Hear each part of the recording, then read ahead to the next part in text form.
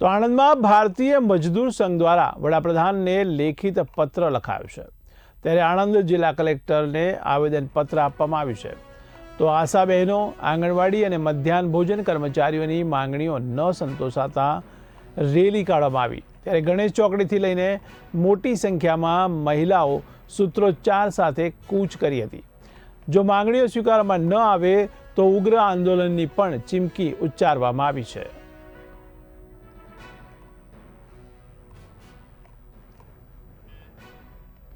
મુદ્દો છે।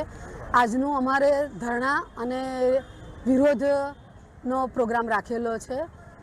સરકારશ્રીએ જ્યારે બજેટ જાહેર કર્યું ત્યારે આશા, આંગણવાડી અને મધ્યાહન ભોજન શ્રમિકો જે અમારા છે એમનું કોઈ પણ બજેટમાં જાહેરાત કરી નથી, જેથી અમે નાના એવા કર્મચારી છીએ તો અમને પણ ન્યાય મળવો જોઈએ અને સમાન વેતન અમને પણ મળવું જોઈએ। એના માટે આજે અમારે આવેદનપત્ર કલેક્ટરશ્રીને આપવાના છીએ।